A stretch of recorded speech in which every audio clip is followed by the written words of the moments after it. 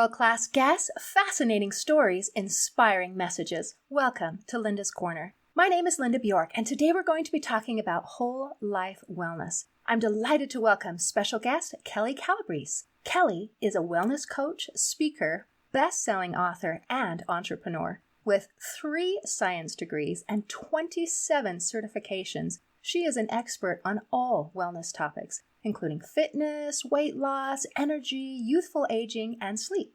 Kelli also speaks about forgiveness, purpose, joy, and love. As a certified divorce coach, she can help people get through the grief of separation, divorce, and post-divorce to live an amazing bonus life. You can reach Kelli at her website, kellicalabrese.com, and I'll include a link in the description. Welcome, Kelli. I'm so glad that you could join with me today. Oh, thank you, Linda. It is an honor, and I am happy to be here. I am so excited, and I am amazed by you. I mean, we just met, but I am amazed by you. You seem to be this driven overachiever. I mean, what is your story? What prompted you to not just get a science degree, but I need 3 science degrees, and I don't need a certification. I'd like, say, 27 of those. And why?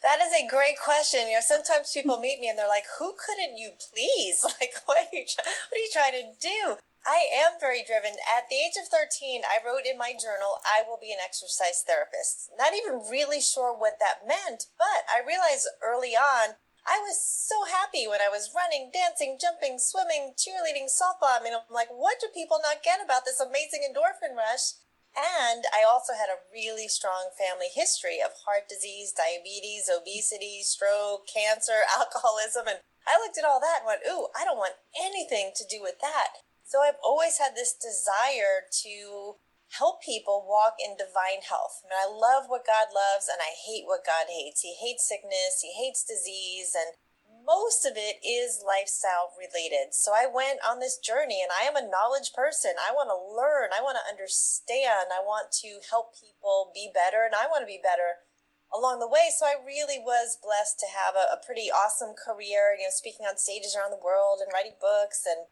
being on the, media outlets. So it has been beautiful and fun. Oh, I am so glad. So you started at 13, so that's why you were able to accomplish so much. You figured out what you wanted at a very early age. That is amazing. That is quite astounding. So I love, you've already made some connections here about our health history and about lifestyle choices and about our physical health and our mental and our emotional health, how all these things are put together. And that is what you teach, is it not? Where it's not just the physical. Let's incorporate the whole self. Do you want to talk about that a little bit? Absolutely. So we can't separate the spirit, the mind, and the body. I first came at this at the physical, the body aspect, where I got certified when I was 17. Back in the late 80s, early 90s, the people who were hiring personal trainers were typically doctors, attorneys, professionals who could afford it.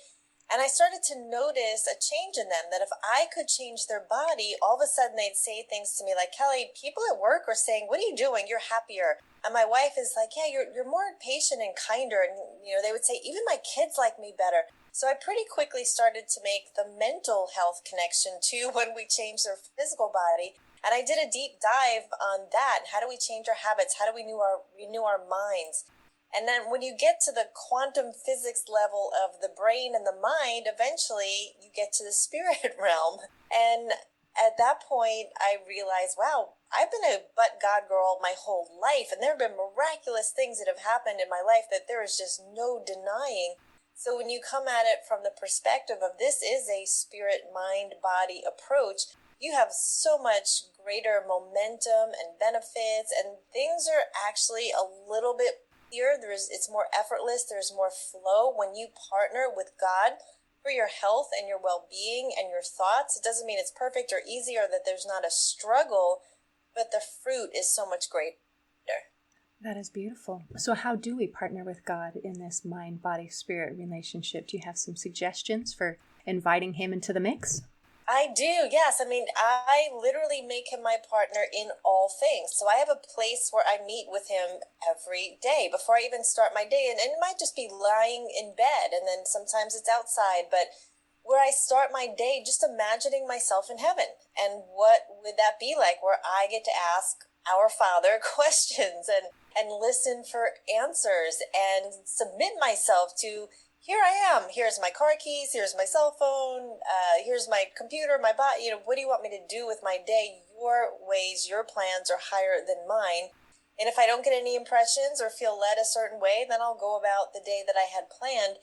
But I want God's best. I mean, he says it's his plans, his provision. So I really like to start my day in submission in there. And so worshiping and bringing in good information to start my day. I would say for people that your identity is really important. So if your identity is, I'm someone who just goes to the drive-through, I'm someone who, doesn't exercise, or I don't like the gym, or, a lot of it is renewing your mind. So our beliefs become our thoughts become our actions become our habits become our character, and our character becomes our identity. So if your identity is in of things of the world, all of that can get taken away in a moment. But when you say, my body, his temple, this is the one body that I get, that I'm responsible for, that I get to take care of. This is one of very few things that I actually can control. Like, there's a lot I can control, but my body is one thing that I can. No one is forcing food and alcohol into my mouth. I am the only one who is doing that. So if it's an area of struggle for people, partner with God and say, Lord, I've tried diets. They have not worked for me. I've tried cleansing, I've tried fasting, whatever it is, which fasting obviously is biblical and something that we love for people to do. But really partner with God and say, search my heart, reveal to me, where is it that I am missing it? I'm designed to be addicted, and I'm designed to be addicted to you, to God. So anything that I try to do is going to fall short of that. So if I try and, feel whatever pain or fear or emotion that's going on in my life with, cake or French fries or beer, none of that I'm never going to be able to feed myself enough to fill that need that I have to be unconditionally loved by God. So really, God, just search me, show me, partner with me, help me. I'm submitting that the flesh is weak. I want chocolate, And so that's it's a good place to start. And there's lots of practical things that people can do, but it really helps when you partner with God. And, we've seen miraculous things, like people will get free from, a meth addiction in a moment. And people Wow. get free from alcohol or drugs in a moment. But other people, it takes a long time of starting and quitting and restarting and stopping. And it's a struggle, and it's hard, and it's painful. So it can happen in different ways, but the point is to keep moving towards truth and light and health and betterment. Wow, that was incredible. And as you're discussing and describing all of these things, and you talk about that addiction to God and that need that we have, and as we try to become fulfilled and satisfied by, if we don't add that spiritual element to things, we really won't be as satisfied and won't feel fulfilled. And so that is a very important distinction. Thank you so much for bringing that up. What a beautiful way to put things together. Now, you're also an expert on healthy aging, because you're an expert on everything. So can you give us some tips on healthy aging, on how to still look good as the calendar years continue to turn? Yes, I would love that. So I always like to go back to, God's original design for things, back to the Garden of Eden where, everything, the fruits and the vegetables and the eggs, everything was just right there. So if I had to, in a very short amount of time, give people a snapshot of nutrition, a Mediterranean style diet is considered one of the best longevity diets. So it is those, berries and healthy fats like nuts and avocado and coconut oil. Lots of vegetables, just healthy vegetables, not a lot of grain, definitely no, processed or simple grain. And then some lean proteins like your salmon and your lean meats would be awesome nutrition-wise. I do like intermittent fasting, where we have a shorter feeding window and a longer fasting window. In that fasting time, so much happens. It keeps your hormones right. It helps to get rid of dead cells. That's called autophagy. It lowers the stress in your body. It improves digestion. It improves metabolism. So shortening over time, don't do it radically, but start eating 30 minutes later, 30 minutes later, 30 minutes later, and you'll notice your hunger will change. And starting off lighter. So for example, the first thing I have is warm water with lemon. Then the next thing I might have is cucumber water or aloe water or coconut water. And then I might have a green drink, and then, work my way up to when I finally feel hungry, having a Mediterranean style meal, and then sort of work my way down the rest of the day. So it might be a vegan protein shake or eating an avocado, something like that. So lighter, you want to put the most nutritious things past your lips. Water primarily should be our only beverage. When we look at the beverage aisle in the stores today and how people are loading up on caffeinated beverages and, just things that have no fiber, no good nutrition, are really artificial, have all those sweeteners in them. If they can shift to just water, that's what our body's primarily made of. So get enough in every day. Sleep, we are designed to go to bed when it gets dark and wake up when it gets light. Of course, in today's world, everything is kind of flipped around. We're under fluorescent lights all the time. We've got technology in our face all the time. But ideally, sleeping, really leaving that state of awakeness for 7 hours is ideal. Some people need a little more. Some people need a little less. And it depends on the season of your life. It depends on your exercise, your activity level, your stress level. You may need more or less. But sleep is so important for longevity. That's where the detoxification from your day really happens. So I know sleep is a major issue for a lot of people, especially as they get older. I could spend hours talking about sleep, but do what you can to have really good sleep hygiene. Our bodies are designed to move every day. In fact, multiple times a day. So be intentional about doing something ideally in the morning, and then something later in the day, even if it's a walk, even if it's some stretching, even if it's just getting out in nature, getting by water, take off your shoes, walk in the grass. It doesn't have to be some formal, heavy lifting of weights and grunting in the gym. Weightlifting is awesome, and our bodies, need that kind of resistance to build strong muscles and bones. But do something that's fueling your soul and your body and your mind together. So those are just, some of the hacks, just looking at the basics of how we sleep, how we move, how we eat, and how we drink. Wow. Okay. I love it. Is it okay if we talk a little bit more about sleep? Because I know that that's a big issue for so many people. And you mentioned sleep hygiene. And first is the desire to have that 7 or more hours of uninterrupted sleep. So can you give us some tips on some good sleep hygiene to be able to obtain that desired sleep? Yeah, so I suggest that people start to leave their awakened, alert, daytime state about 3 hours before bed. So in those 3 hours, finish your last meal, power down your technology, start to lower the stress. That's a good time to do some reading about 3 hours before bed. Once you get into the 2 hours before bed, you might want to start thinking about taking a bath or a shower, or just going for an easy walk. Don't get on the phone with anyone who's going to upset you, but maybe feed yourself with something good, maybe some worship music. There is different music that is good for sleep. There's like a beat that you can find on YouTube that's really just good for sleep.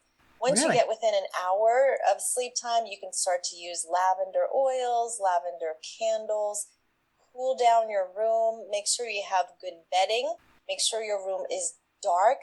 The research shows even any bit of light coming into your room can interrupt your sleep. So a black, cool room with good bedding that's nice and cool really sets you up for success. Do not have any technology on in your bedroom. Do not fall asleep to the TV. Do not have your phone under your bed.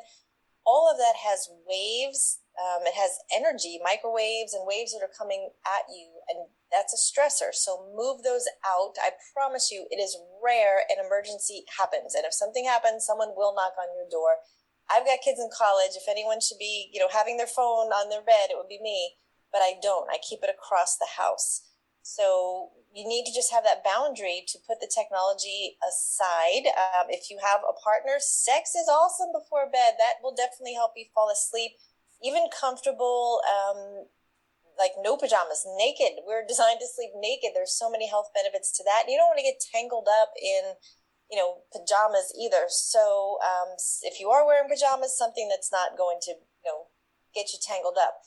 Sleeping on your side is actually really good for health. With a pillow between your knees and your ankles would be awesome. And then a pillow under your head to support your neck is great. If you sleep on your back, a pillow under your knees to keep your lower legs elevated and your lower back supported would be awesome. The least desirable would be a face down sleeping position. Wow. Okay.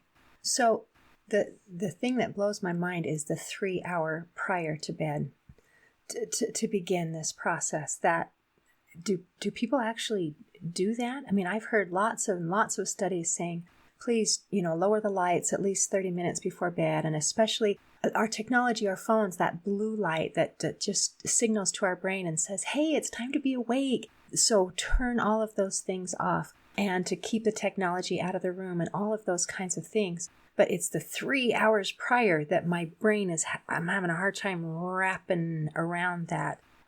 So do you follow that routine? I mean, I do for the most part. I mean, you mentioned the eyes. I do use a blue blocker glasses so that, that my eyes are not strained. Because when you get in bed and you're like, your eyes hurt because you've been looking at a computer screen for 14 hours a day, I don't think anyone's going to finish their life and look at the last 3 hours that they spent before bed and wish they did more of it. Because it's typically TV and scrolling time. I mean, what are you doing in those last 3 hours? And it's not that you can't do other things. You can, but use it for things that set your next day up for success. Use it for things that set your sleeping up for success. So it doesn't mean stop everything and you lose 3 hours of time. It's a time of nourishment. So you can drink some decaf chamomile sleepy time tea. You can use some melatonin spray. You can read, you can journal. There's still things you can do as long as they're not stimulating. I usually will take an hour and make a phone call. And I might call 2 or 3 people on that hour or talk to one person the whole hour. But I choose someone who gives me life, who pours into me and I pour into them, and they're a wise person. So the connection and community is important. But for example, if you fight with your mom and she stresses you out, well, don't call her before bed. Call her earlier in the day when you have time to really decompress and work that out. But I talk to my mom at about the same time every night. We're in different time zones. And so that's a calming thing in my day that I checked on her. She checked with me. We both have peace that we're okay. We had a good day. And so you'll figure out what it is that works for you, but you're not losing that time. You're gaining so much in that time. Instead of mindlessly doing things, you're intentional. Oh, okay. All right. So being intentional with that time and having it directed toward that calming, soothing, fulfilling, even as you're talking about your relationships and your communications. That's fascinating. So would you recommend to exercise then in the morning when you first get up? Is that your routine, or when do you do that? Well, morning exercises are shown to have the highest compliance rates. So as the day goes on, excuses tend to arise and energy tends to go down. So the best time of day to exercise physiologically is about 3 o'clock, but really it's the time that you will do it. And the best time that research shows is morning. So even if it means getting up 30 minutes earlier, getting something in, it sets the tone for your day. You will see that your brain is sharper, your energy is higher. You've already built the momentum to start accomplishing things in your day, and then you just keep going. You won't find that lull in the day, needing caffeine or things to boost your energy when you start your day with exercise. Fantastic. And when you were training and you were as this coach, how much time is required? I mean, is 30 minutes sufficient or less or more or? That's a great question. I mean, we are designed to move every day. So even if people did 20 minutes a day, that would be great to get that metabolic boost going. But if you have, 15 minutes is better than none. 20 minutes is better than 15. 30 obviously is better, up to about an hour. Once you go beyond an hour, really you are training for something or competing for something.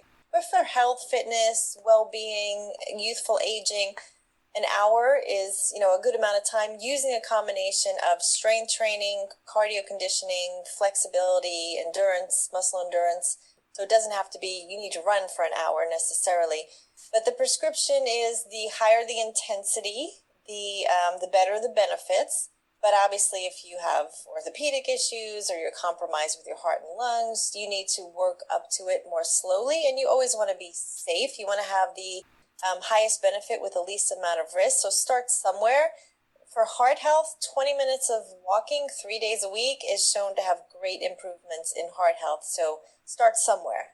Oh, I appreciate that. I feel like when we have these goals and, we should do this and we should do that and we should do the other, and sometimes it feels overwhelming.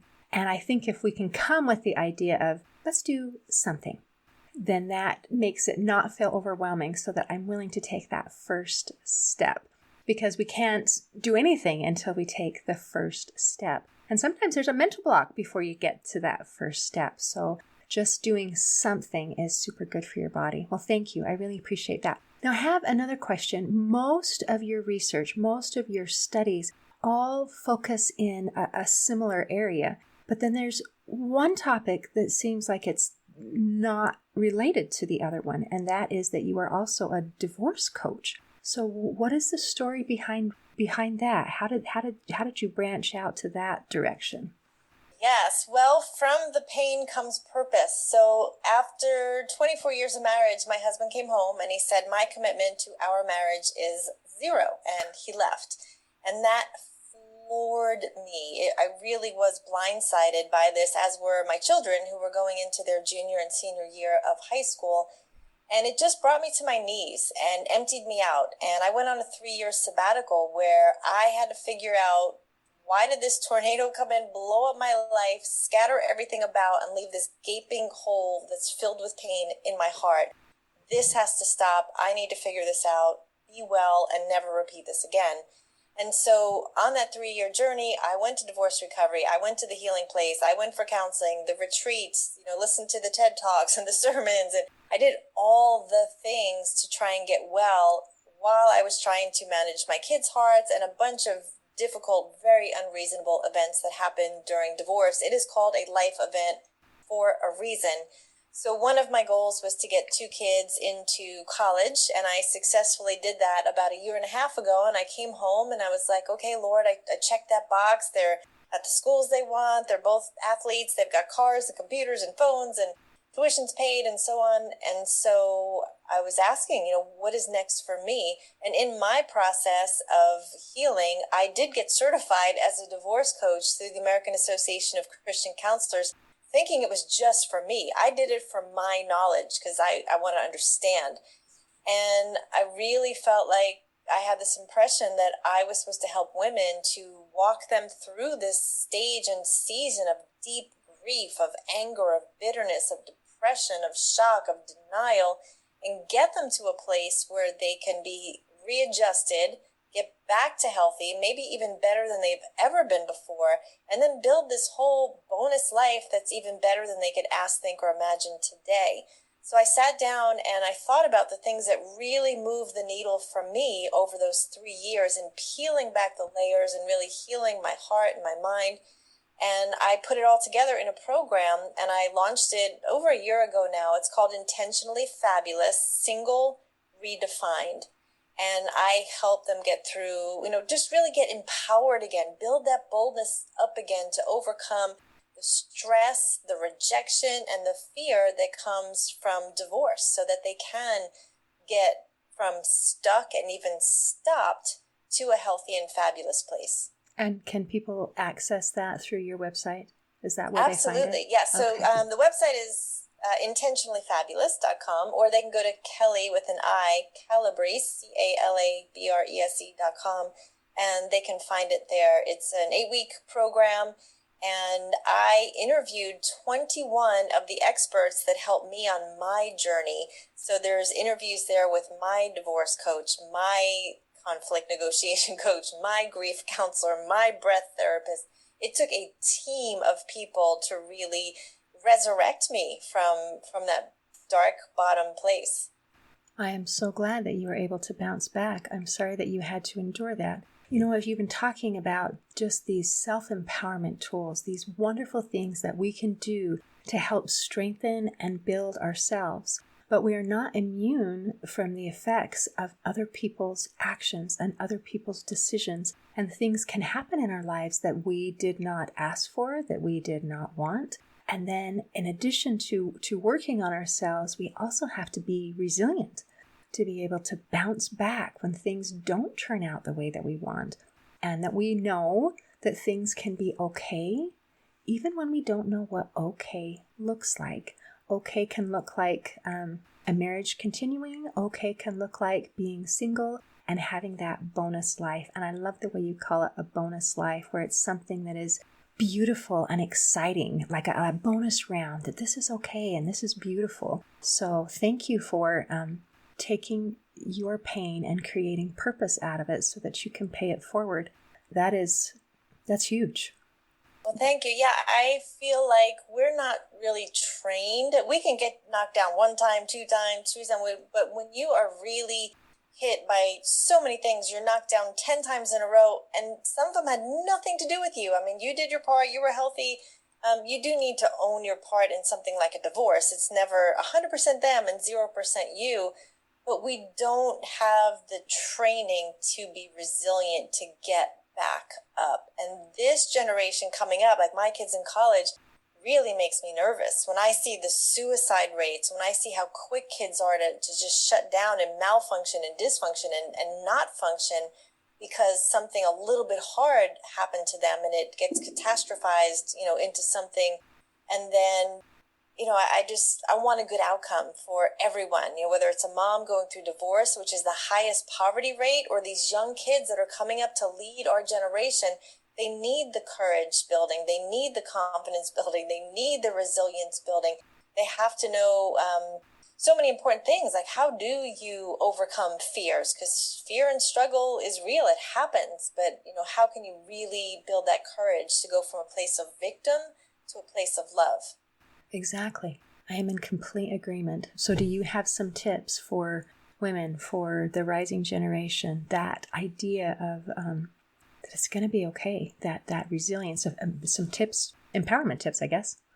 Yeah, well, you want to trade your fear for faith. I mean, it says over 360 times in the Bible, do not fear, fear not, fear not. So we start believing things that aren't true. So one of my favorite scriptures that I had to stand on was trust God and lean not on your own understanding. In all your ways, submit to him, and he will make your path straight. And he tells us, be anxious for nothing. And I know all these things are easy to say, but it says every day, put on your armor. Every day, submit to him. Every day, his mercies are new. So my faith was really important in building that back.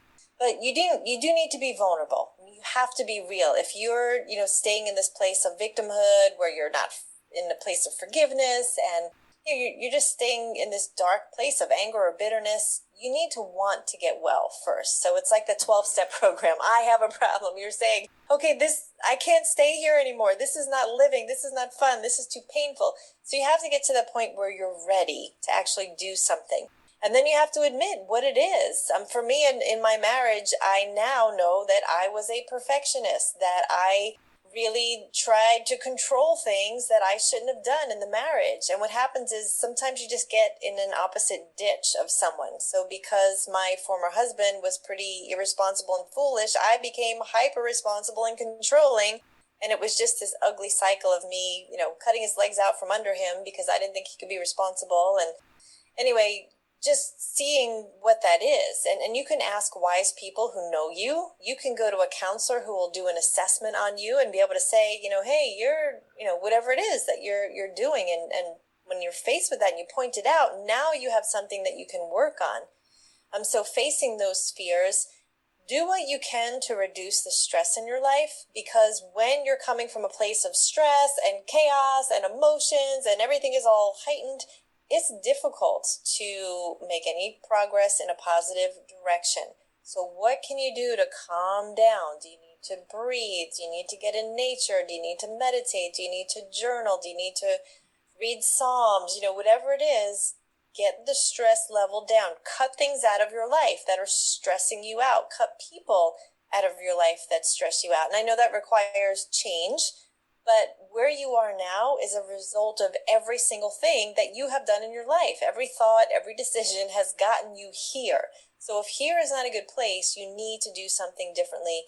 And start by demonstrating small things. It doesn't need to be radical, but take steps in the right direction, and the small steps will then build on bigger steps to build your resistance, your resiliency, and you'll learn as you go. And I just invite people to accept the challenge to be better, to build your confidence, even changing your body posture, standing up tall, taking a deep breath in, pulling your shoulders back. Even your physiology will give a different energy, even if you don't feel like it. If you do that, it'll change. Another superpower is gratitude. Even if you feel like, okay, this isn't fair, this isn't where I thought I'd be, there's still something to be grateful for. You have air in your lungs. If you're listening to this, you have some kind of technology. Did you sleep in a bed last night? So start somewhere, and then community is so important. Surround yourself by people who are ahead of you in where you want to be. So if they're where you want to be professionally, relationally, physically, personally, figure it out financially and model what they do. Ask someone if they're willing to mentor you. My goodness, we have access to everything at our fingertips. So you need to do your part, and God will do his. That was beautiful. Thank you. Thank you. Everything that you've shared today is so important for every single one of us. Whatever step we are in, you've given us an assignment, at least an opportunity to become a little bit better in whatever situation we're in. So thank you for talking with me today. Thank you for your wisdom that you've shared. Oh, I'm so happy to do it. Thanks for inviting me, Linda. It has been a pleasure. In closing, I'd like to share a quote by Harry J. Johnson. He said, "The human body has been designed to resist an infinite number of changes and attacks brought about by its environment. The secret of good health lies in successful adjustment to changing stresses on the body." Today, I invite you to be healthy and happy by being resilient and adapting to the changes in your life. See you next time on Linda's Corner.